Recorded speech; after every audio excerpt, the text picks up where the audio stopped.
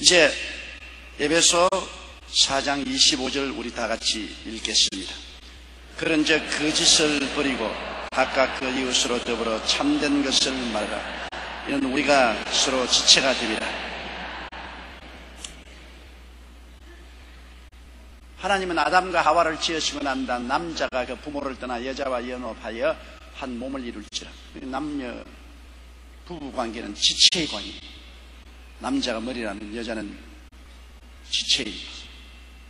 그러므로 이런 몸 지체가 서로 연합하여 협조해서 몸이 살아나가지, 팔은 팔대로, 다리는 다리대로, 머리는 머리대로 움직이면 그 몸은 병든 몸인 것입니다. 건강한 몸은 서로 조화가 있고 질서가 있고 함께 존재하는 것입니다. 그러면 가정도 한 가지입니다. 부부간에 같이 살려면은 서로 거짓말을 하지 말아야 돼요. 서로 지체가 되기 때문에. 거짓말을 하면 어떤 결과가 생기느냐? 인격에 대한 불신임이 생깁니다. 남편이 자꾸 부인을 거짓말하면 부인이 끊임없이 남편에 대해서 의심을 하는 것입니다. 요 사이는 핸드폰이 어마어마하게 발전이 되어가지고서 집에서 남편이 자꾸 의심스러운 짓을 하면 남편이 오늘 지금 어디가 있는지 핸드폰으로 조회를 다 한다고 합니다. 그러면 또 남편은 그것 피하려고 핸드폰을 가지고 안 다니고 핸드폰을 아예 사무실에 두어놓고 돌아다니는 것입니다. 나는 일본에 한 젊은 부부가 이혼을 했는데 그 이혼 사유를 모르니까 부인이 아무래도 남편이 심스러워서 핸드폰으로 조사를 해보니까 남편은 위치가 시내를 빠져나가는 톨게이트에 있어요. 그런데 남편에게 전화를 해서 여보 지금 어디에 있어? 내 사무실에 있어. 지금 바빠. 전화 끊게. 나중에 전화할게. 그게 덜미가 잡혔습니다. 그래서 나중에 남편 보고 당신 어디 있었어? 사무실에 있었어. 그때 내가 전화 위치 조회를 해보니까 당신 나무부에 톨게이트에 있지 않냐. 꼼짝없이 잡혔습니다. 요 사이는 과학이 너무나 발달돼 가지고서 어느 곳에 가 있어도 위치 정보가 확실하고, 어제 우리 교회 집사님 한 분이 새로 개발한 기계를 가지고서 저기 안수기도 받으러 왔는데 특별한 발명품입니다. 컴퓨터 칩을 개발했는데 그 컴퓨터 칩은 보니까 그것을 연결하면은 회사에 있어도 얼굴이 다 보이고, 집에 있다가 갑자기 도둑놈이 들어와도 도둑놈이 몇 시에 들어가고 몇 분에 나간 거 다 보이고, 어디가 아프면 당장 이 휴대폰으로 누르기만 하면은 아픈 모습이 전부 가족들에게 영상으로 메시지로 다가고, 피할 곳 없어요. 천하에 그냥 완전히 생활 전체가 다 핸드폰 하나에 노출되는 칩을 우리 교회 집사님이 세계에서 처음으로 개발했어요. 그러니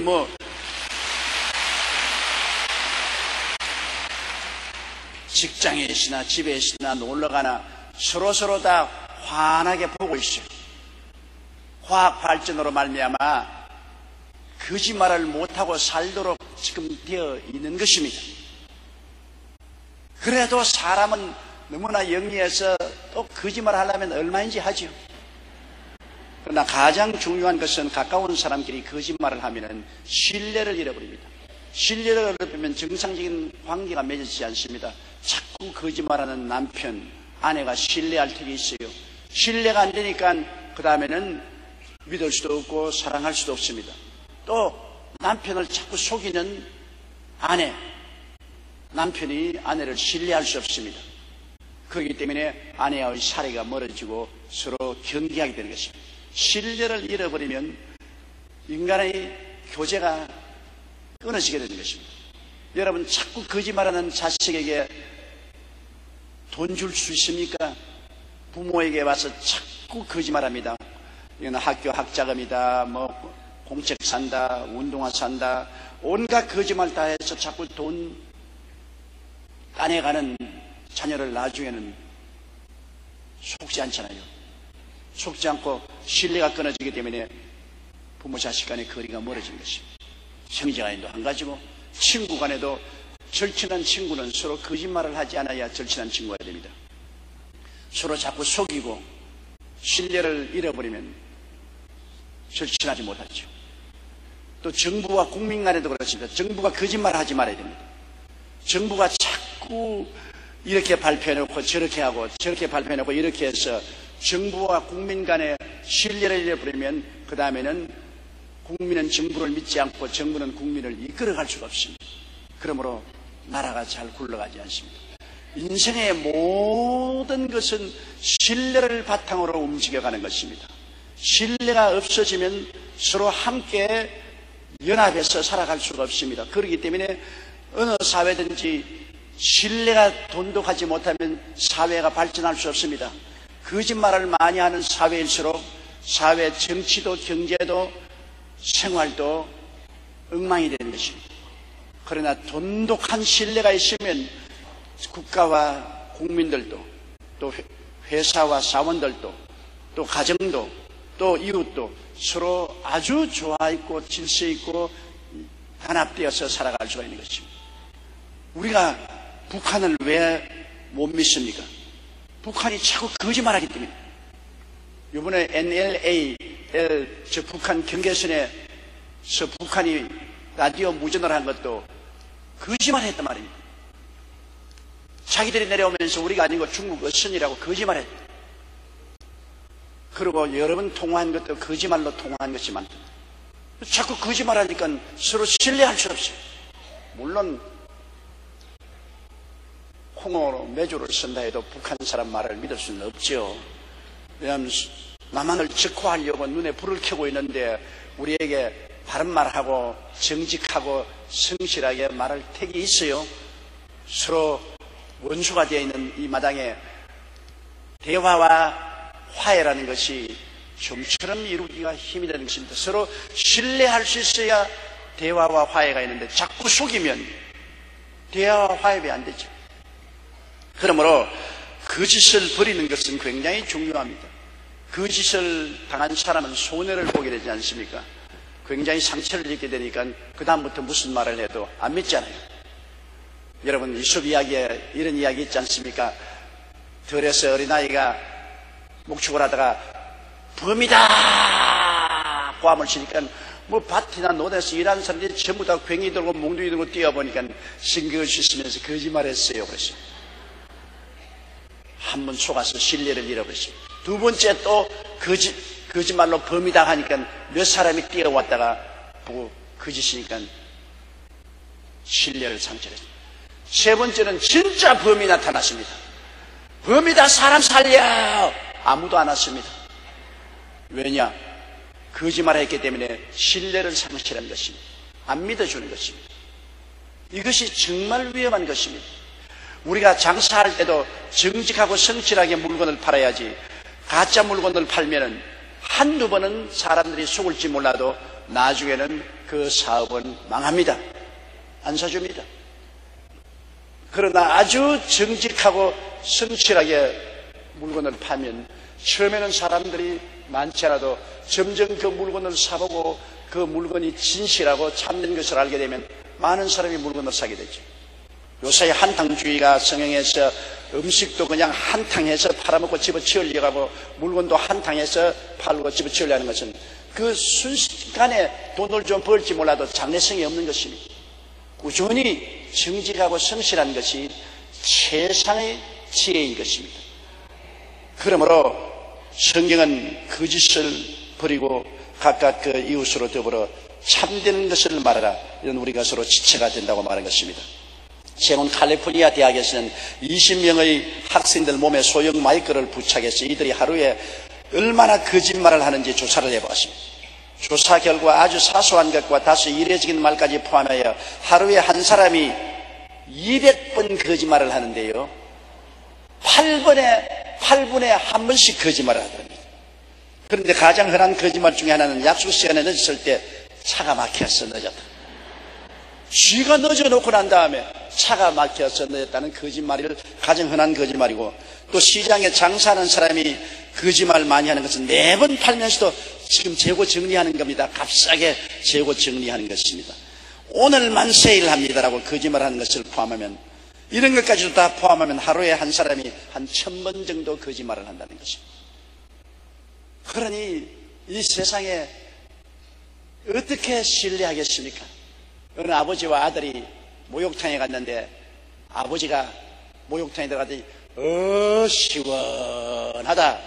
그 아들이 풍덩 들어갔다가 아이고 뜨거워 하던 믿을 놈 한 놈도 없네.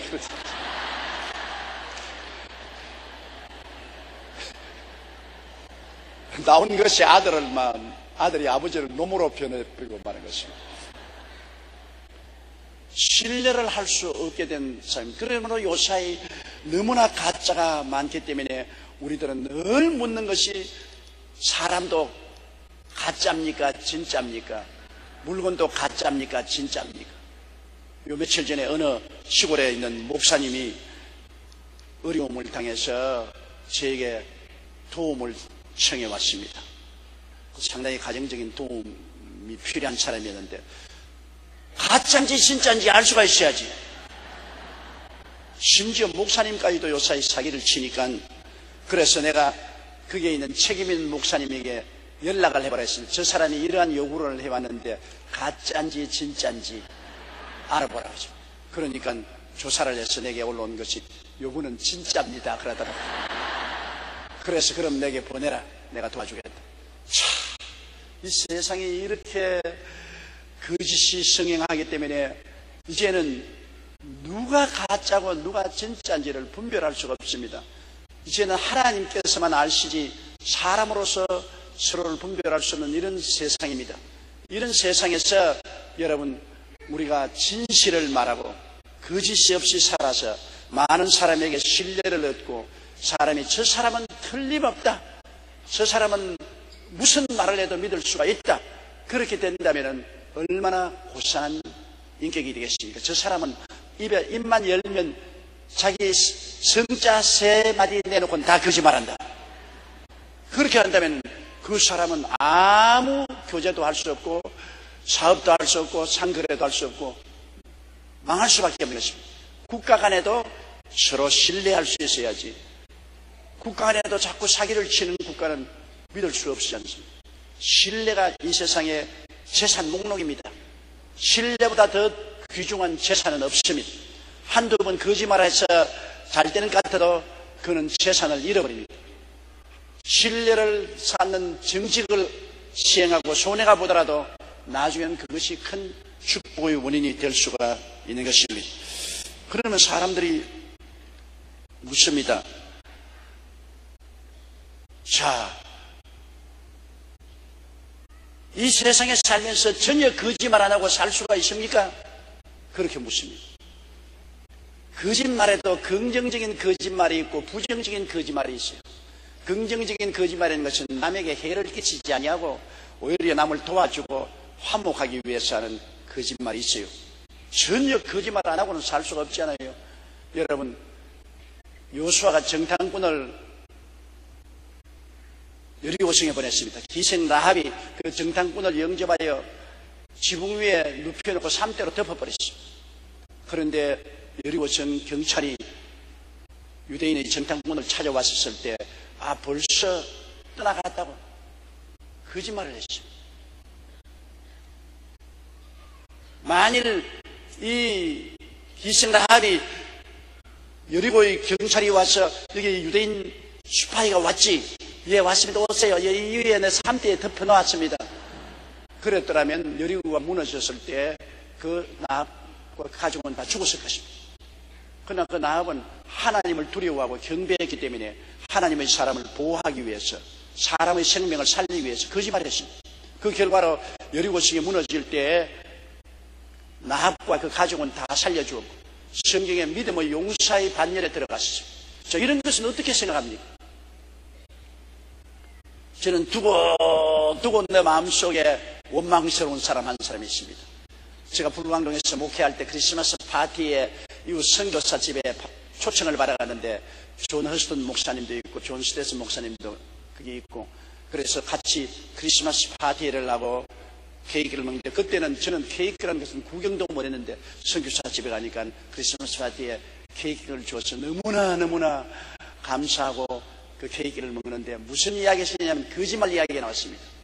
그래서 존 허스턴 목사님은 거짓말은 없을 수는 없다. 긍정적인 거짓말이 있고 부정적인 거짓말이 있는데, 긍정적인 거짓말은 사람의 생명에 해를 끼치지 않고 이웃을 살리기 위해서 하는 거짓말은, 그것은 용납될 수 있어도 이웃을 해치는 거짓말, 이웃을 상처 입히는 거짓말은 안 된다.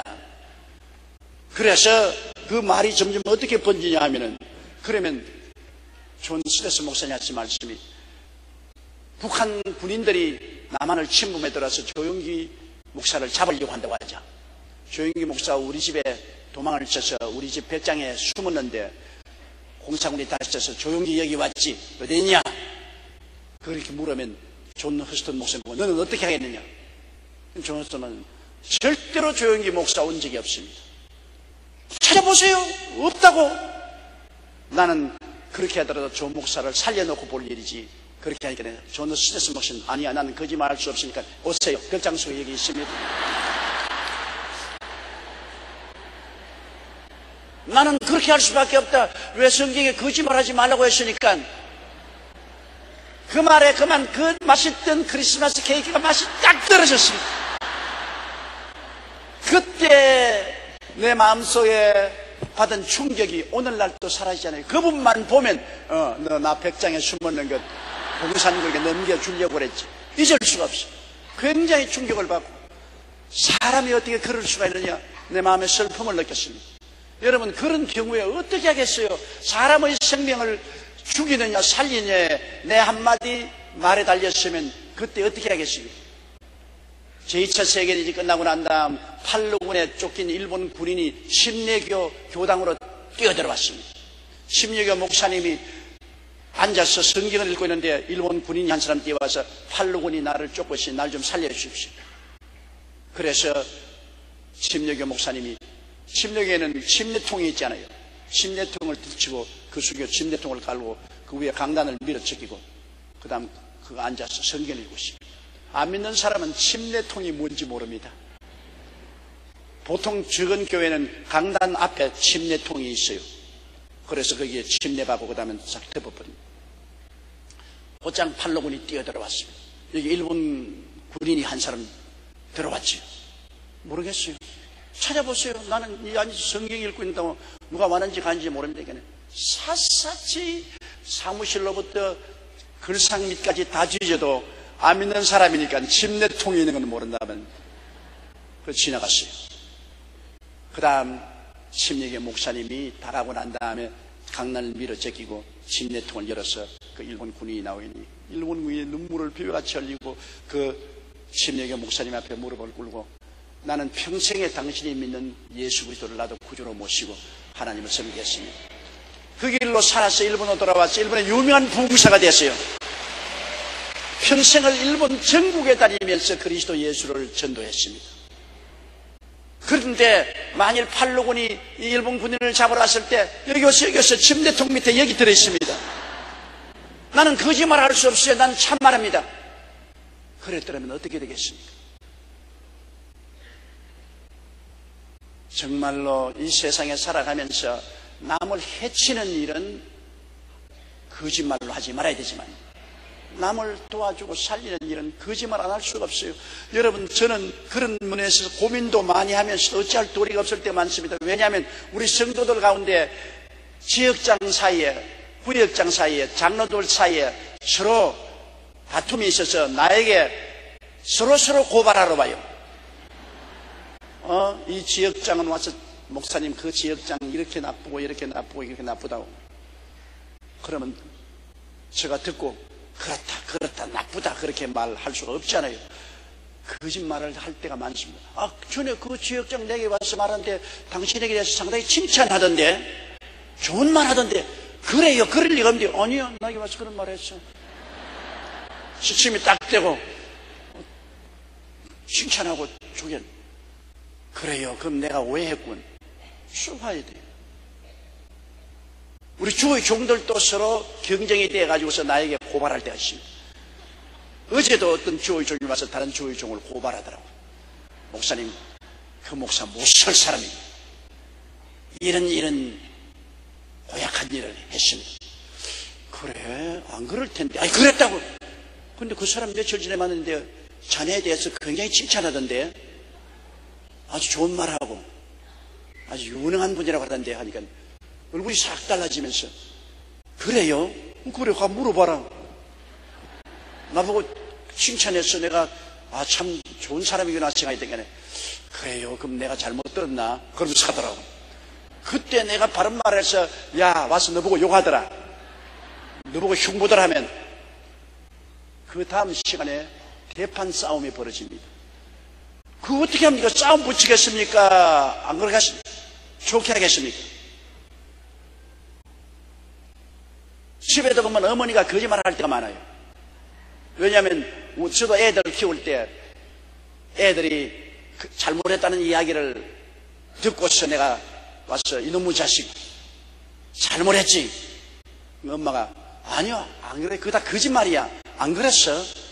예, 그럴 게 아니야. 그러니까 그 남편이 부인 말 듣죠. 그래요? 그럼 내가 잘못 들었구나. 그러고 지나갈 수 있습니다. 나는 어릴 때 우리 어머님께서 우리에게 신발이나 뭘 사주기 위해서 애를 쓰는 걸 보았습니다.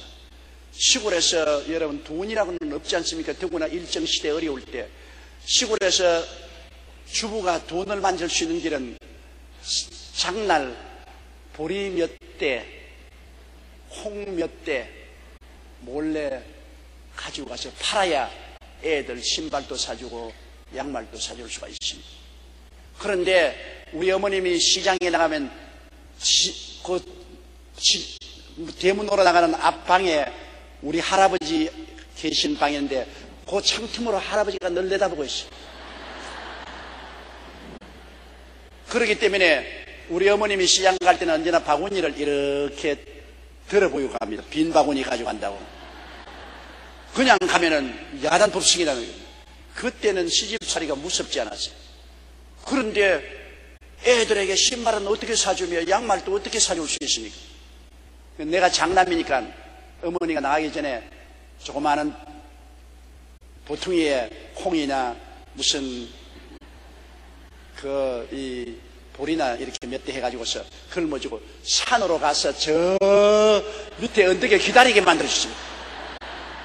그럼 나는 낑낑하고 걸머지고서 그 산 밑으로 가서 기다리면 어머니는 걸어서 할아버지 앞에서 이렇게 비어서 보이고서 오시고서 그 다음 밑에는 내가 기다리는 곳에 그것을 받아서 시장에 가서 팔아서 신발도 사주고 그리고 양말도 사주시. 그리고 저보고 너를 하는 말이 있으면, 너 이거 말하면 넌 그 다음부터 국물도 없다. 늘 기억이 나요. 너 이거 말하면 국물도 없다. 그 어머니를 보고 죄인이라고 말할 수 있겠습니까? 자식들 키우려니까 돈은 없지요. 어찌할 수 없이 그렇게 할 수 있는 긍정적인 면이 있습니다. 나는 한 번은 우리 어머님이 나에게 확 잡힌 것이 있어요. 그때는 양말이 굉장히 귀합니다. 그런데 아버님이 부산에 갔다가 양말을 몇 켤레 사다가 어머니에게 드려서 어머니가 그 양말을 농장에다가 넣어놨는데 우리 외할아버지가 집에 오셨으니까 친정아버지가 왔죠. 그래서 외할아버지가 집에서 며칠 먹었는데 아침에 일찍이 내가 방에 들어가니까 외할아버지가 방에 있는데 어머니가 외할아버지 손가방에 뭘 넣다가 기겁을 한단 말입니다. 보니까 아버지가 사놓은 양말 한 켤레를 외할아버지 손가방에 넣다가 내게 들켰습니다. 그건 내가 봤거든.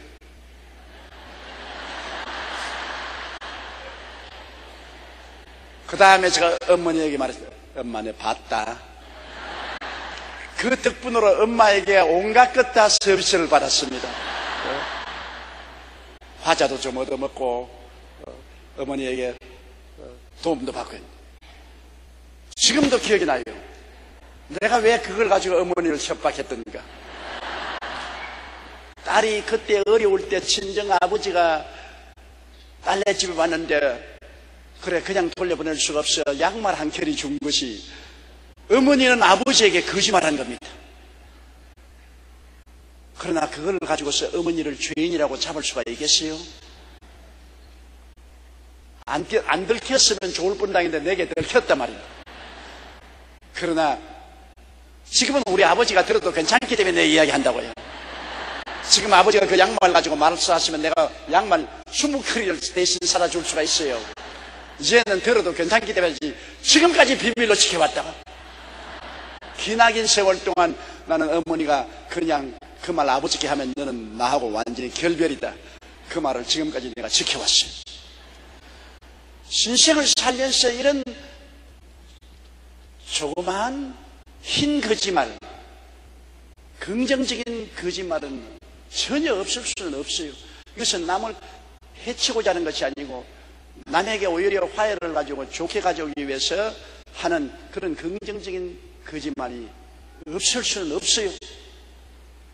그러나 우리가 거짓말함으로 말미암아 남에게 손실을 갖다 오고 피해를 갖다 오고 상처를 입히는 부정적인 거짓말은 단호하게 하지 말아야 되는 것입니다. 단호하게 하지 말아야 됩니다. 긍정적인 거짓말도 할 수 있으면 안 하는 게 좋습니다. 그것도 들키면 별로 재미없어요.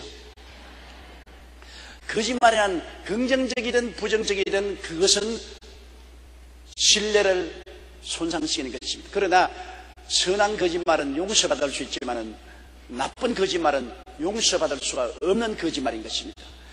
긍정적인 거짓말은 들켜도 용서받을 수 있죠. 부정적인 거짓말은 들키면 용서받을 수 없는 상처를 가져올 수 있습니다. 그렇기 때문에 성경은 거짓을 버리라고 말한 것입니다. 그리고 각각 그 이웃으로 더불어 참된 것을 말하라. 참말을 말하라. 신뢰를 쌓아라. 그래서 서로 좋아했고 질서 있게 살 수 있도록 하라. 신뢰가 충만한 사회일수록 문명한 사회고 선진국이고 더 많은 발전을 가져오는 사회겠습니다. 어느 사회든지 여러분 사람들이 못 살게 되고 경제적으로 어려워지면 거짓말을 많이 합니다. 도둑질도 많이 하고 거짓말도 많이 하게 되는 것은 사회가 불안정할 때 그러겠죠. 경제적으로 안정되고 사회가 안정되면 사람들이 서로 신뢰할 수 있도록 참말을 많이 하게 되는 것입니다. 그래서 어느 사회든지 참말을 많이 하느냐 거짓말을 많이 하느냐를 알아보면 그 사회가 건강한 사회냐 병든 사회냐는 것을 쉽게 알아볼 수 있습니다. 사기꾼이 꽉 들어차 있으면 그 사회는 병든 사회예요. 그 국가는 병든 국가입니다. 그러나 건전한 생각을 하고 참말을 하고 서로 신뢰를 쌓고 서로 믿고서 살아갈 수 있는 이러한 사회가 되면 건강한 사회입니다. 선진국화한 사회가 되는 것입니다. 우리나라도 하루속히 서로 신뢰할 수 있고 믿을 수 있고 서로 믿음 위에 교제할 수 있는 좋은 사회가 되기를 간절히 바람하지 않습니다. 그 다음 26절요. 분을 내어도 죄를 짓지 말며 해가 지도록 분을 품지 말고. 분은 밖으로 터진 것보다도 속에서 부글부글 끓는 것을 말합니다. 아주 화가 밖으로 튀어나오면 노를 내죠. 그러나 속에 부글부글 끓는 것은 분입니다. 분은 할 수만 있으면 참아야 돼요. 해소해버려야 됩니다. 그런데 분을 해소 못하면 그것이 또 마음속에 응어리 있어서 병이 될 수도 있는 것입니다. 그럼 분을 어떻게 해소하느냐? 하나님께 부르짖어 기도해서 해소할 수가 있는 것입니다. 분을 아내에게나 남편에게나 자식에게나 이웃에 늘이 쏟아서 노를 바라면은 결국에는 상호간에 서로 큰 상처를 입게 되죠. 그러나 분이 났을 때 하나님 앞에 회개하고 부르짖으면 좋습니다. 나는 어떤 부형님이 어떻게 하면 자기가 분을 푸느냐 하면 언제나 그런답니다. 자기가 막 분이 나서 못 견디면은 자기 방에 들어가서 문채를 놓고 난 다음 걸상 하나 딱 갖다 놓고 걸상에다 그 사람 앉아있다고 생각하고 자기는 그 앞에 걸상 하나 놓고 앉아가지고 할 말 다 한다는 겁니다. 이 자식이 죽일 놈만 나쁜 놈 모습이 확 죽여버리려고. 자기 혼자 온갖 그런 분을 그 사람에게 다 내놓고 난 다음에 그 다음 속이 풀리면 하나님 아버지 용서해 주십시오. 내가 잘못했습니다. 그렇게 나오면 속이 시원하다 그래요. 자기는 전혀 분을 안 풀고는 견딜 수가 없으니까 아무도 없는데 혼자 방에 문고리 채워놓고 큰 분을 풀고 나면 속이 시원하다. 그런데 그 말도 어느 정도 일리가 있는 것이 제가 어릴 때 선생님에게 매를 맞고 꾸중을 듣고 난 다음에는 마음에 분이 차면 화장실에 가서 선생님 욕을 많이 한 적이 있습니다. 다른 데서는 말 못하고 화장실에 가서 너가 선생이냐? 그래 선생이라고 중국만 세면 되냐? 왜 때려? 왜 때려? 왜 때려? 나도 크면 한번 보자. 내가 크면 가만둘 줄 알아? 그렇게 혼자서 화장실에 들어가서 중얼거리면 속이 시원해지고 씩 웃고 나올 수가 있어요. 분은 자기가 스스로 풀어버려야 되는데 분을 푸는 것은 우리 제일 좋은 것은 기도로서 푸는 것이 제일 좋습니다. 우리 예수 믿는 사람은 하나님이여 이렇게 내가 억울하고 답답한 일을 당했으니 분이 나서 못 견디겠습니다. 주님께 호소합니다. 주님 풀어주십시오. 분이란 남에게 호소하면 풀리잖아요. 어린아이가 밖에서 얻어맞고 와서 엄마에게 엉엉 울면서 자기의 모든 억울한 사정을 말하고 나면 속이 시원하죠. 또 부인도 억울한 사정이 있으면 남편에게 그 이야기를 다 풀고 나면 속이 시원하죠.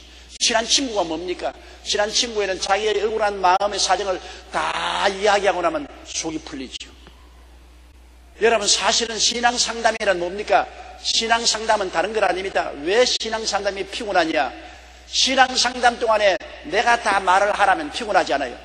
신앙상담의 거의 60%는 들어주는 것입니다. 그런데 들어주는 게 여러분 한 5사람 지나고 나면 정말로 말씀 들어주는 것이 피곤하다고요.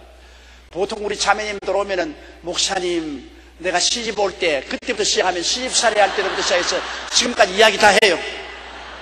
내가 듣다가 중간에 이제 단도직입적으로 핵심을 가지고 말하시면 예 목사님 요거 말하고요.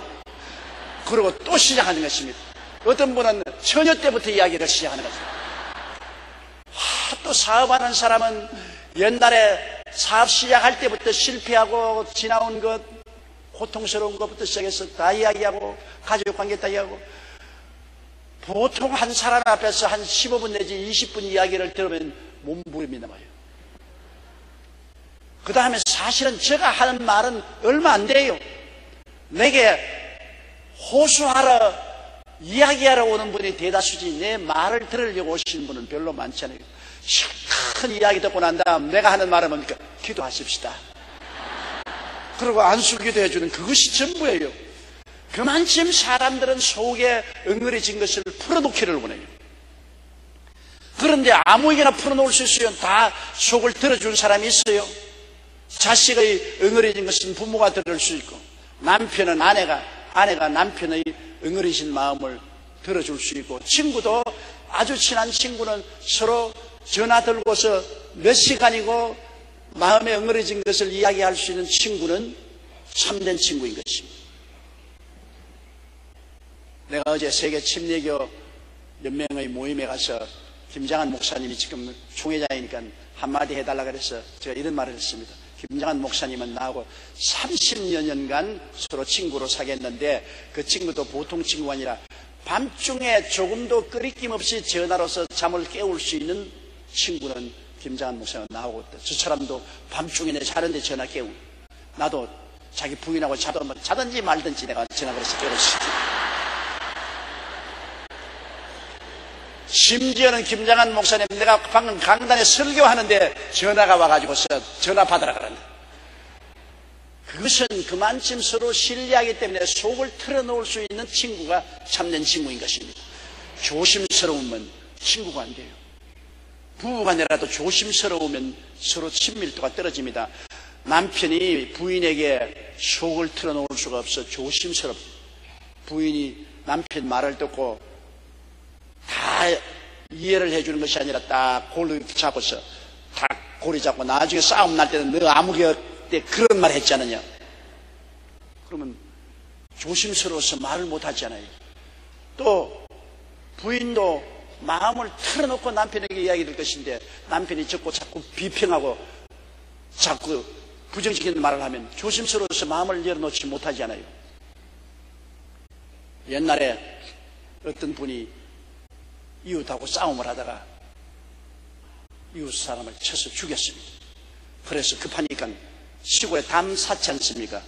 담을 헐어버리고 그 담 속에 그 시체를 넣고 담을 쌓아버렸습니다.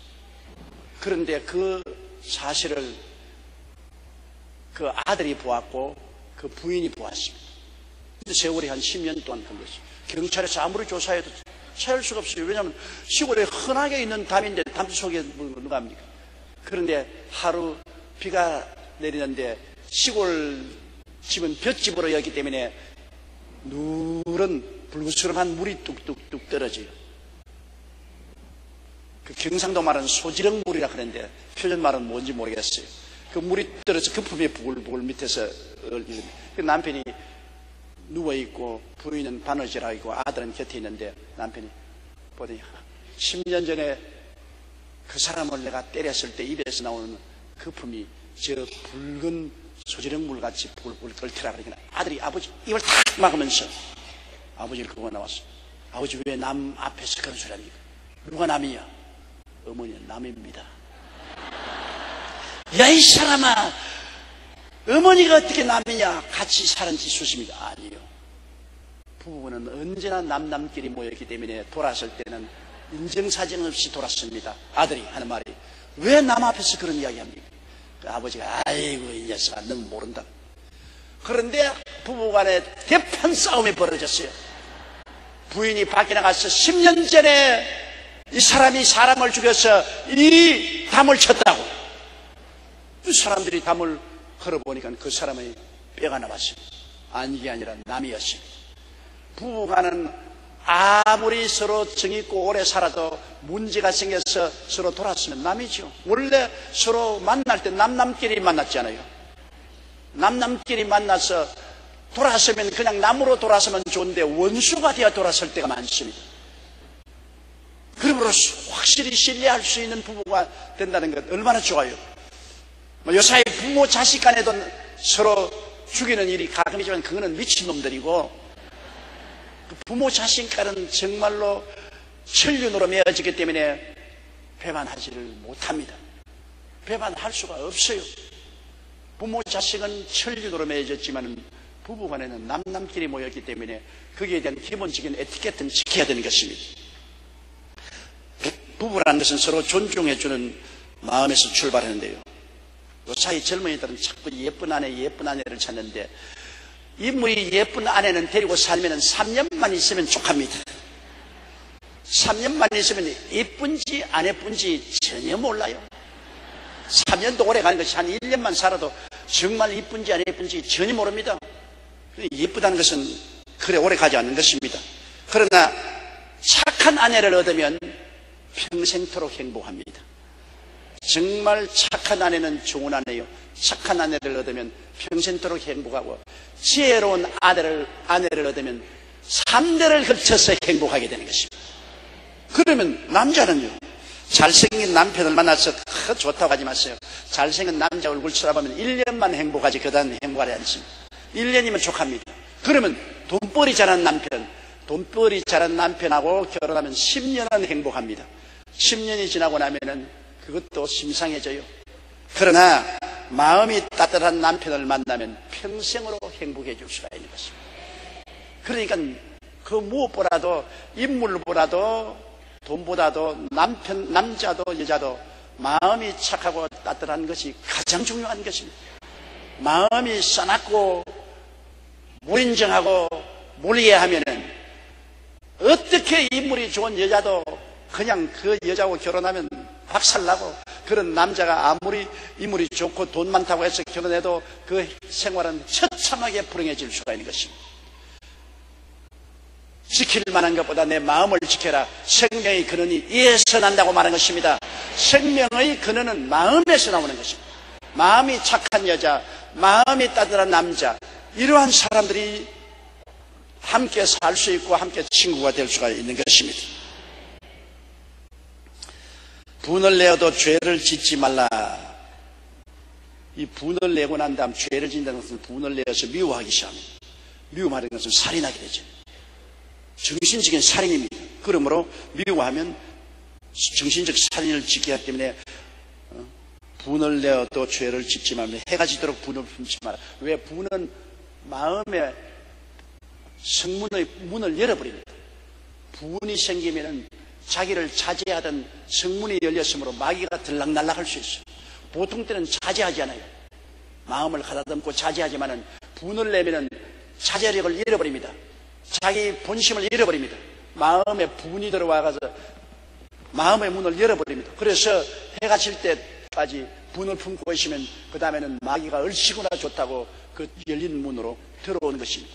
그러므로 오랫동안 분을 품고 그로 말미암아 미움과 원한이 넘쳐나면 나중에 큰 상처를 입게 되는 것은 그 분을 통해서 마귀가 들어와서 결국에는 도저히 인간이 상상할 수 없는 그러한 비이성적인 행동을 하게 하고 파괴를 가져오게 되는 것입니다. 27절요. 마귀로 틈을 타지 못하게 하라. 마귀는 우는 사자같이 두루다니며 삼킬자를 찾고 있습니다. 여러분, 우리 텔레비에서 동물세계 보았죠? 그 사자나 퓨마 같은 것들이 그 어린 짐승을 잡으려고 숲으로 숨어가 싹 따오죠. 약하거나 경계심을 놓친 짐승을 급습해서 잡아먹듯이 성경에도 그랬습니다. 경성하라 깨어라. 너희 대적 마귀가 우는 사자같이 두루다니며 삼킬 자를 찬다. 우리가 마음속에 경계심을 놓아버리고 마음의 문을 열어 제껴버리면 사탄이 들어오는 것입니다. 마귀가 들어오면은 마음에 온갖 미움, 분노, 질투, 시기, 좌절감, 슬픔, 고통, 온갖 것 다 가져옵니다. 마귀의 보따리 속에는 모든 파괴적이고 부정적인 것을 잔뜩 가져와서 그 마음에 풀어놓기 때문에 보통 사람이 아닌 다른 사람이 되어버린 것입니다. 마귀가 들어오면 다른 사람이 되어버립니다. 어떻게 저 사람이 저런 말을 하고 저런 행동을 할 수 있는가? 그것은 분을 품는 거예요. 한 가정에 같이 살 때도 남편이 분을 내버리면 그 다음 남편 입에서 나오는 말이 도저히 평소에 저런 사람을 내가 남편으로 믿고 살았는가 생각할 정도로 비이성적이고 비인격적인 말을 막 해적이고 행동을 하는 것입니다. 사탄이 들어왔어요. 자기 아내를 평생에 사랑하고 존경했는데 분이 나자 그 다음에는 막 앙탈을 부리는데 도저히 상상할 수 없는 여자로 변한, 아이고 내가 믿고 사랑하던 아내가 저런 여자인 줄 몰랐. 그건 본심이 아닙니다. 여러분, 본심이 분이 들어와서 마음문을 열어 제끼면 마귀가 들어와서 본심은 사라지고 악마화되는 것입니다. 악마화되는 것이기 때문에 마귀의 형상을 보면서 얼굴도 막 이렇게 되잖아요. 얼굴도 마귀 형상이 되는 것입니다. 그리고 입에서 나오는 말은 막 폭포처럼 쏟아지는 것 전부 다 마귀 말입니다. 그때는 어떤 생각에는 저도 그래서 싸움해 본 적을 있기 때문에 아는데, 그때는 어찌한지 상대방의 속을 확 잡아서 확 휘어 털어버리고 싶거든. 그러니 상대방의 속을 휘어 잡아서 휘어 털어버리고 싶으니까 그때는 있는 말 없는 말 다 한다고. 아예 그냥 막가파로 막 가는 소리 하는 거예요. 그런 말을 믿으면 안 돼요. 분을 내어서 말하는 것은 여러분 마귀의 말입니다. 부부간에 싸울 때도 여러분 분을 내어서 서로 말할 때는 서로 막갑한 말을 하는 것이기 때문에 그때 말은 참말이 아닙니다. 그때 말은 사탄의 말입니다. 사탄의 말이기 때문에 그때 말은 믿으면 안 돼요. 니도 마귀고 나도 마귀고 양나 마귀가 돼가지고서 이루는 것은 마귀 뜻을 이루고 죽는 것은 사람만 죽는 것입니다. 마음에 사람이 평안을 잃어버리면 온갖 파탄이 일어날 수 있는 것입니다. 그렇기 때문에 우리 예수 믿는 사람은 여러분 분을 품어도 죄를 짓지 말라는 것은, 분을 품고 노를 나타내어서 마음을 열어버리면 죄는 마귀 아닙니까? 마귀가 들어와서 죄를 짓게 만들어주는 것입니다. 우리 인생 생활을 여러분 지극히 적은 분노로부터 가정이 파괴되고 원수가 되고 이웃하고 싸우게 되고 심지어는 살인까지 나게 되어 있습니다. 이렇기 때문에 우리 마음에 이 분이라는 것은 참 무서운 것입니다. 분을 다스려야 돼요. 분을 다스리기 위해서는 하나님께 기도하고 성령의 도움을 받는 길밖에 다른 도리가 없어요. 사람은 한계점이 있습니다. 사람은 한계점이 있어요. 그 한계점을 뛰어넘을 수가 없기 때문에 기도하라는 것입니다. 저는 결혼 주례식 할 때마다 보면은 신부가 들어오고 신랑이 서 있다가 미리 나가서 신부를 손잡고 치마가 걸릴까 싶어서 그까지 들어주면서 아주 친절하게 내 앞에 데리고 와서 계속 곁눈질하고 그걸 보고 야, 지금 저 마음 저 심정대로 얼마나 오래 갈고 그래서 제가 늘 설교할 때 말한 것입니다. 사랑이란 서로 이해하고 동정하고 인내하는 것이지만 한계점이 온다. 서로 인격이 다르고 개성이 다르고 생활 환경이 다르고 교육 환경도 다르고 성장 환경도 다르기 때문에 두 사람이 반드시 부딪히게 되고 참을 수 없는 한계점이 다가온다. 그 한계점이 다가왔을 때 분노를 내고 미움을 가지면 파탄이 다가오기 때문에 그때 어떻게 할 것이냐? 그 한계점을 뛰어넘을 수 있는 길은 기도하는 길밖에 없다. 절대로 가정이 원만하려면 기도해야 된다. 그죠? 그럴 때는 하나님께 엎드려서 하나님 나는 도저히 참을 수가 없습니다. 마음에 분이 나고 미워지고 결혼한 것이 후회가 되고 도저히 지금이라도 박살을 내버리고 싶은데 이걸 도저히 어떻게 할 수가 없으니 하나님이여 성령으로 도와주시옵소서. 하나님이 안 도와주면 나 어떻게 할 수가 없습니다. 그렇게 부르짖어 기도하면 하나님의 성령이 능력을 주시는 것입니다. 그것을 극복할 수 있는 능력을 주신다고요. 여러분 성경에는 성령이 임하시면 너희가 능력을 받겠다고 했습니까? 그 능력은 반드시 복음 전하는 능력만 되는 것이 아닙니다. 기사와 이적을 행하는 능력만 되는 것이 아닙니다. 마음에 여러분 분노를 사귈 수 있는 능력도 되는 것이고 미움을 극복할 수 있는 능력도 되는 것입니다. 성령은 우리를 돕는 자로 와 있으면서 우리의 한계점을 뛰어넘어 하나님의 능력을 주어서 우리를 하여금 극복하게 만들어 주시는 것입니다. 그러므로 성령도 우리 연약함을 도우신다고. 우리가 성령의 도우심이 왜 필요하냐? 우리의 일반적인 삶 가운데 인간의 능력으로서 극복할 수 없을 때가 많습니다. 우리가 완전한 인간이 아니잖아요. 다 부족하고 죄와 허물이 많은 사람이 어떻게 천사처럼 행동할 수 있나요? 그럴 때마다 우리가 인간의 힘으로 극복 못할 때 성령의 도우심을 구하면 성령이 능력을 주시는 것입니다. 그래서 성령이 우리를 도와주시고 우리와 늘 함께 계신 것은 우리의 현실적 삶에 매일매일 성령이 능력을 주시고 도와주시기 위해서 쓰는 것입니다. 그러므로 가장 우리 가까운 사람끼리 살아가는데 중요한 것은 마음의 분입니다. 적은 분이나 큰 분이나 인간의 힘으로 사귈 수 없을 때 성령이 그 분을 사귈 수 있도록 도와주시는 것입니다. 그러므로 마귀가 들어와서 파괴하지 못하도록 해야 되는 것입니다. 그 다음 28절요. 도적질하는 자는 다시 도적질하지 말고 돌이켜 빈궁한 자에게 구제할 것이 있기 위하여 제 손으로 수고하여 선한 일을 하라. 도적질하는 것 나쁘다는 거 다 알지요.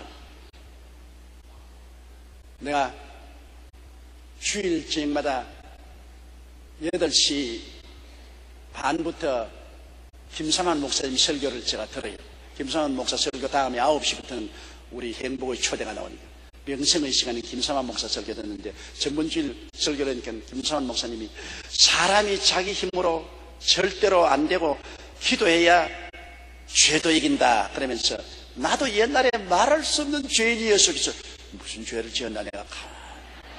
그 김삼환 목사 하신 말씀이 내가 옛날에는 거짓말도 많이 하고 도적질도 하고 했어요. 그러니까 교인들이 전부 긴장을 하지. 그런데 이제 오늘 예배 마치고 나가서 와 이거 우리 목사님 거짓말쟁이고 도둑질하는 도둑놈이더라. 그렇게 말하면 안 됩니다. 내가 거짓말도 하고 도둑질도 했지만 다른 사람에게 아니고 우리 식구들에게 했습니다.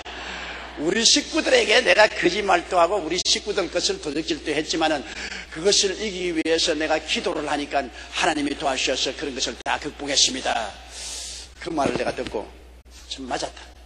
사람들이라는 것은 이웃에게 도적질 안 해도 식구들 간에도 도둑질하지 않습니까? 거짓말도 식구들 간에 하고 식구들 가운데 도둑질도. 그러나 적은 도적이든지 큰 도적이든지 도둑질하는 것은 마음에 영원한 상처를 입히는 것입니다. 오늘 신문 보니까 백화점 까르페 일본 교도에서 한국 교포 한 사람이 편지를 보냈는데 25만 엔을 넣어서 보냈대요. 왜냐하면 5년 전에 한국에 여행 왔다가 까르페점에 들어가서 한 25만 원어치를 훔쳤어요. 샴푸하고 무슨 옷까지 훔쳐서 갔는데 제일 처음에는 재미있다고 생각하고 아이고 돈 안 주고 샀으니 좋다고 생각했는데 세월이 흘러갈수록 마음에 고통이 다가와서 견딜 수가 없다.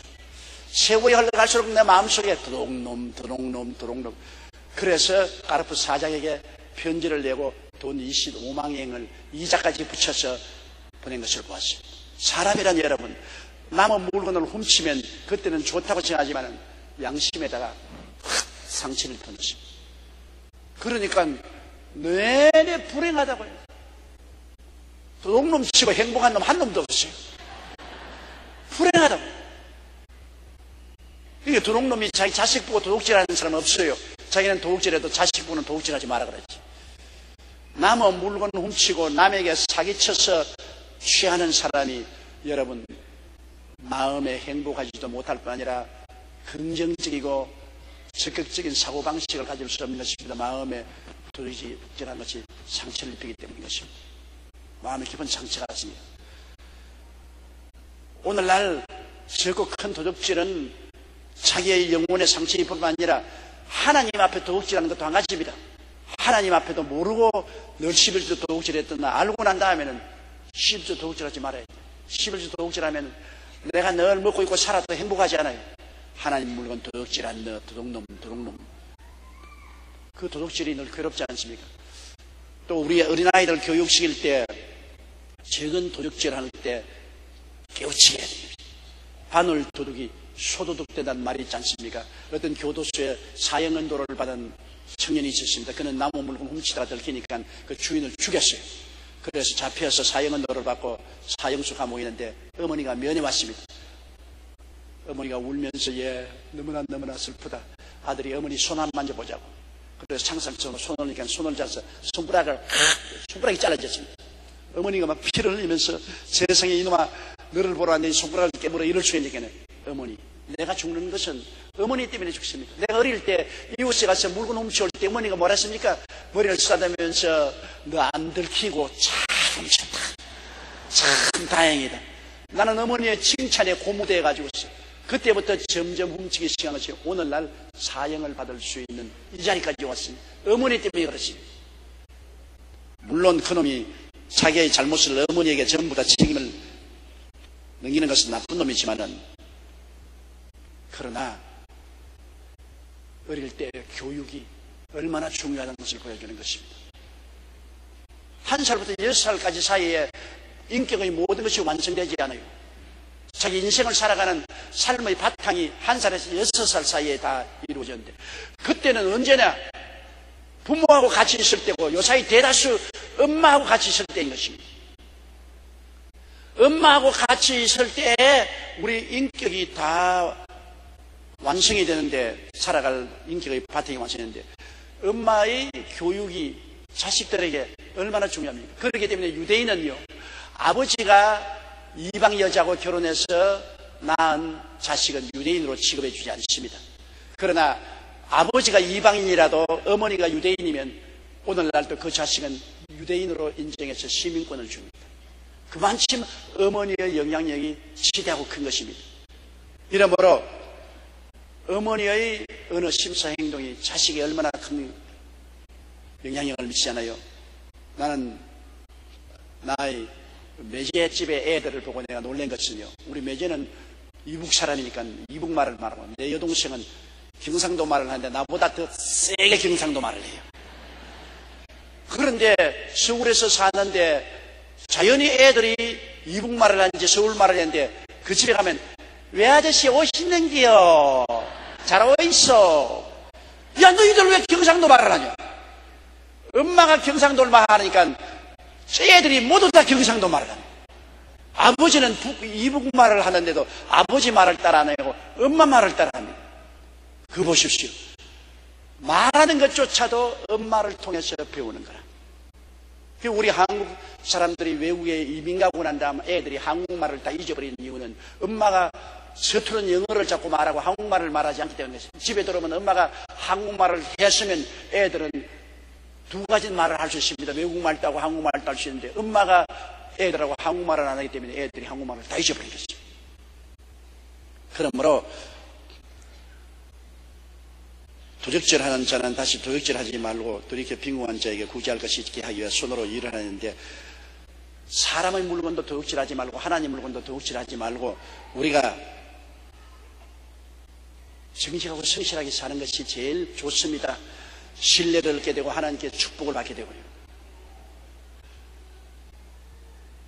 이 게으르다는 것은 게으르지 말고 도둑질하면 제가 열심히 일을 하라는데 일을 열심히 하면 건강에도 굉장히 좋아요. 일을 열심히 하는 사람은 정신 건강에도 좋고 육체 건강에도 좋습니다. 프랑스의 국립우주의학센터에서 장기간 누워있는 것이 인체의 면역력을 떨어뜨리는지의 여부를 밝혀내기 위해서 8명의 대학생들을 고용해서 6주월 동안 가만히 누워있게 했습니다. 6주 아무것도 하지 말고 가만히 누워서 게으름을 부려요. 그러니까 이 사람들이 아유 좋거든요. 돈 받아가면서 6주 동안 들어 누워서 게으름 부르니까. 그런데 6주 동안 가만히 누워있게 한 결과 이 사람들은 바이러스 및 종양에 대한 면역력이 누워있기 시작한 지 2주일 만에 평소보다 40에서 50%나 약화됐다고 했습니다. 누워서 빙등빙등 놀면 오래 살 같지만은 감기나 여러 가지 유행병에 대한 저항력이 40%에서 50% 줄어지고 몸에 속에 암이나 염증이 생기는 그 저항력도 40이나 50% 줄어져요. 그러므로 빈둥빈둥 노는 것이 좋은 것 같지만은 빈둥빈둥 노는 사람은 다른 사람보다 생명이 반이나 짧아질 수 있습니다. 열심히 땀 흘려 일하고 수고하고 정직하고 성실하게 사는 사람은 마음도 건강하고 육체도 건강해질 수 있는 것입니다. 옛 속담에 구르는 돌에 이끼가 끼지 않는다고. 돌이 자꾸 구르면 이끼가 끼지 않잖아요. 한 곳에 가만히 있으면 이끼가 끼잖아요. 게으르면 온갖 질병의 이끼가 다 끼는 것입니다. 그렇기 때문에 우리가 수고롭고 일한다고 슬퍼하지 말아야 되는 것입니다. 늘 일을 하는 것이 좋아요. 세상에 과학이 발달되니까 참 희한한 일입니다. 우리 어릴 때는요, 쌀밥은 구경할 수도 없고 그냥 잘 먹는다고 해야 보리밥을 늘 먹었는데, 보리밥 먹을 때 쌀밥을 이 도시락에 싸서 먹는 이웃 친구를 보고는 눈물을 뚝뚝 흘렸습니다. 쟤는 쌀밥을 먹는데 나는 보리밥을 먹고 눈물을 뚝뚝 흘렸습니다. 근데 오늘날 지나보니까 보리밥이 굉장히 건강식이야. 쌀밥은 건강식이 아니야. 섬유소도 적고 쌀밥은 먹음으로 말미암아 보리밥보다 더 유익하지만, 그래서 요사이 보리밥만 전공하는 식당이 있잖아요. 옛날에 집에서 일하는 처녀들이 그때는 뭐 돈 없어도 뭐 밥만 먹여주면 와서 일했으니까 다 집에서 보리밥만 먹고 김치도 저 잎사귀 파란 것만 얹어가지고서 보리밥에 얹어가 먹는 것. 저는 지금도 눈에 선해요. 우리 집에 일하던 상수라는 시골 여자가 처녀가 있었는데 우리는 다 밥 먹고 나가면은 남은 보리밥 그 다음에는 그 누룽지 이것을 가지고서 거기에다가 우리는 흰 부분의 배추 김치를 먹었는데 그 잎사귀 파란 것을 얹어가지고서 그렇게 맛있게 먹는데도 언제나 얼굴이 벌겋고 아주 감기도 안 들리고 힘찬데 우리는 노랗고 감기도 잘 들리고, 야 쟤는 이상한데 요사이 알고 보니까 그게 최고의 영양식이에요. 보리밥에다가 더구나 누룽지는 철분이 많아서 좋고, 그 다음에 이 김치도 잎사귀에 모든 영양소가 다 들어있어요. 그래서 과학이 발달되고 알고 보면은 거지 음식이 최고로 좋은 음식이었어요. 그래서 옛날에 거지들이 병 안 들리고 살았어요. 댕기면서 온갖 잡동산이 다 얻어서 먹으니까 건강하죠. 열심히 일을 하고 사는 것이 고달프고 슬프다고 생각하면 안 됩니다. 일을 즐겁게 하면 그 일하는 사람이 정신적으로 건강하고 육체도 건강하고 몸의 저항력도 더 많아지는 것입니다. 그러므로 이 성경에는 덕질하는 자는 다시 덕질하지 말고 돌이켜 빈궁한 자에게 구제할 것이 있게 하여 제 손으로 수고하여 선한 일을 하라. 열심히 일을 하라고 말한 것입니다. 그 다음 29절요. 물어 더러운 말은 너희 입 밖에도 내지 말고 오직 덕을 세우는 데 소용되는 대로 선한 말을 하여 듣는 자들에게 은혜를 끼치게 하라. 정말 더러운 말을 많이 한 사람이 있어요. 전에 텔레비에 보니까 경상도 사람하고 전라도 사람이 나와서 서로 욕자라기 시합을 하는데 경상도 욕은 다 하고 전라도 욕은 다 하는데 와, 우리 들어보지도 못하고 알지도 못한 욕 막 퍼버리네. 더러운 말은 여러분 왜 하지 말았는지 압니까? 더러운 말은 거짓말보다 더 무서운 것은 더러운 말은 더러운 귀신이 하는 말인 것입니다. 귀신을 보고 더러운 귀신이 들어왔다 하지 않습니까? 절대로 여러분 귀신이 들어오지 않고 더러운 말 하지 않습니다. 더러운 말 하는 사람 나오고 달랑 귀신 붙은 줄 아십시오. 성령이 오시면 깨끗한 말, 거룩한 말을 합니다. 더러운 말은 귀신이 하는 거예요. 그렇기 때문에 더러운 말 하는 사람은 인격이 귀신화되는 것입니다. 더러운 말. 아주 흉한 욕하고 아주 더러운 말하고 아주 음란하고 방탕한 이야기 그것을 재미있다고 해놓고 난 다음에 갈갈거리고 웃고 그 완전히 귀신 장난입니다. 귀신이 들어와서 더러운 말을 하고 말을 여러분 더럽게 하면은 그게 씨가 되어서 그 삶 속에 더러운 일이 생겨나는 것입니다. 어떠한 어린아이가 아버지 앞에 돈을 타는 기술을 발견했습니다. 아버지에게 돈 달라고 안 주면 나 자살해버릴 거예요. 이건 아버지가 겁을 내서 자살할까 싶어서 돈을 줬습니다. 그 다음 버릇이 되어서 조금만 하면 아버지 자살한다. 그걸 아버지가 돈 줬어요. 그 다음 나중에 장성에서 결혼을 했는데 결혼하고 난 다음 약간만 하면 자살한다 그러니까 부인이 너무 억울하고 우울해서 부인이 진짜 자살해버렸어요. 그리고 자기도 슬퍼서 자살해버렸어요. 그 아들이 아버지 어머니가 자살하는 걸 보고 너무나 충격을 받아서 나중에 자라서 부정적 사람이 되서 미국 맥킨리 대통령이 사람들을 악성한 데 가서 권총으로 쏴서 맥킨리 대통령을 죽였습니다. 그리고 자기도 자살했습니다. 온 집안이 자살판이 되어버리고 마는 것입니다. 말이 씨가 된다고 내 입의 말로 내가 묶였으면 내 입의 말로 내가 사로잡힌다고 더러운 말을 하는 사람은 그 생활 전체가 더러워집니다.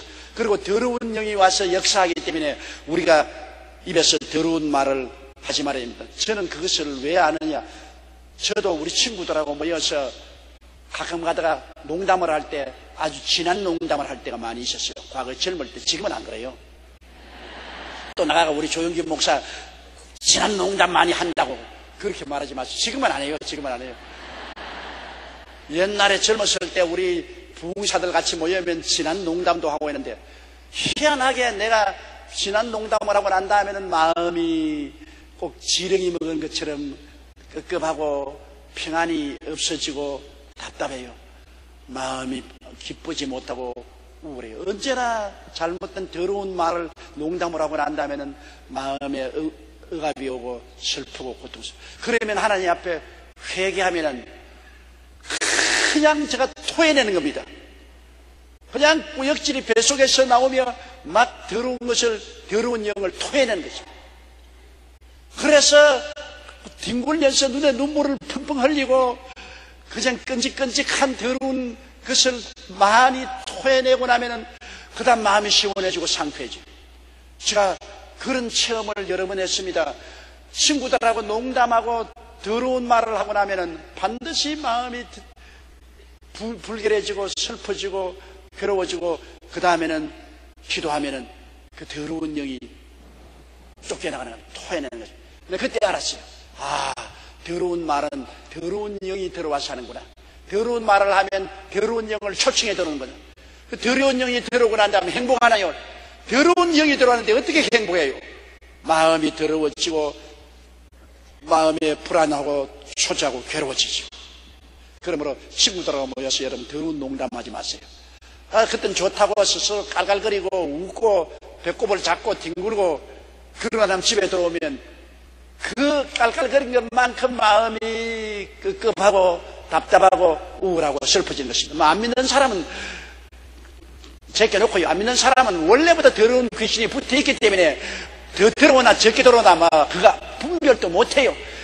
이 예수 믿는 사람은 정결함을 입었기 때문에 마음에 정결한 성령이 계시기 때문에 더러운 영이 붙어오면 그렇게 괴로운 것이고, 그리고 그 다음 회개하고 예수 이름으로 쫓으면 더러운 영이 소리치며 나갑니다. 빌립이 사마리아에서 복음을 전하며 많은 사람에게 붙었던 더러운 귀신이 소리치며 나갑니다. 소리치며 나가요. 붙어있던 귀신이 소리치며 나가는 겁니다.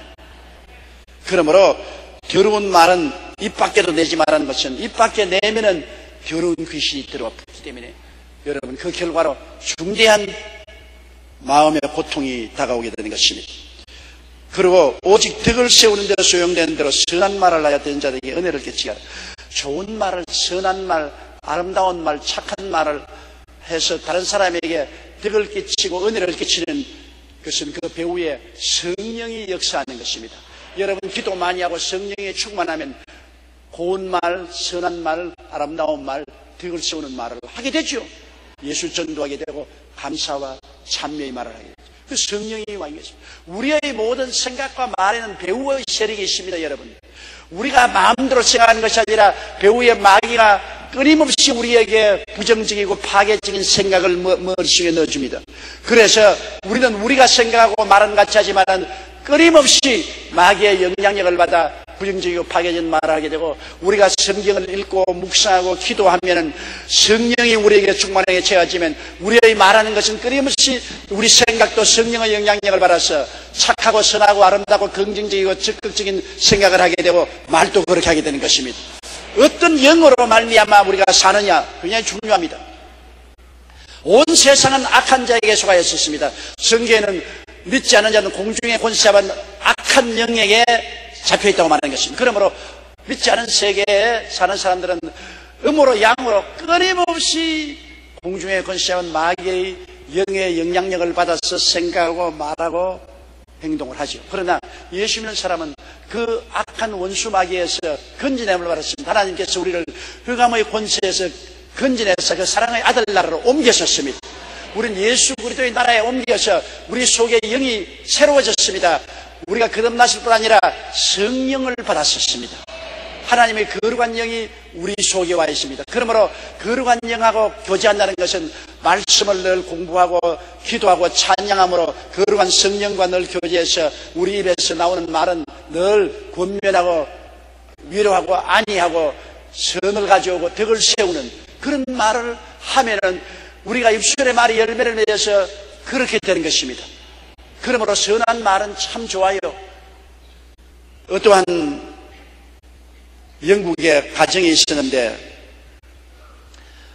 평소에 말이 없고 무뚝뚝한 남편, 너무나 부인에게 칭찬도 안 해주고 격려도 안 해주고 이쁘다고도 말도 안 해주고 해서 부인이 같이 살다가 낙심을 했습니다. 부인이 우울증에 걸려서 그것이 화근이 되어서 불치의 병에 걸려서 부인이 죽게 되었습니다. 근데 부인이 죽게 되는 마당에 부인 병상에 와서 눈물을 툭툭 흘리면서 당신이 죽으면 나 어떻게 살아? 나는 당신 없으면 못 살아. 그러니까 부인이 힘없이 눈을 뜨더니만 남편 손을 잡고 여보 그 말을 일찌감치 해줬으면 내가 안 죽었을 것입니다. 너무 늦었어. 그러고 눈을 감았다는 것입니다. 좋은 말은 많이 할수록 좋다고요. 너무 무뚝뚝해도 안 돼요. 여러분 남편이 이뻐 보이면 당신 잘났다고 말해 주세요. 당신 착하다고 말해주고 당신 능력이 있다고 말해줘야 돼요. 말이 얼마나 힘이 있는지 압니까? 내 말로 내가 묶였으면 내 말로 내가 사로잡혔다고요. 또 부인 보고 남편은 당신 참 훌륭하다, 착하다, 나는 당신하고 결혼한 것 참 행복으로 생각한다 그러거든. 고맙다고 즐겁게 바라줘야 돼요. 당신 뭐 잘못 먹었어? 오늘 왜 자꾸 그런 말을 해? 그러면 말하다가도 그만 덕적이 떨어지는 것입니다. 내가 다시는 칭찬하는가 보라. 여러분 칭찬은 기계에 기름을 치는 것입니다. 그것은 즐거움으로 받아들여야 돼요. 남편이 충만 시간이 있을 때마다 좋은 점을 발견해서 아내를 칭찬해주고, 아내도 남편의 장점을 들어서 자꾸 칭찬해주면 서로 기름을 치는 것이기 때문에 삶의 용기와 이욕을 얻게 되는 것입니다.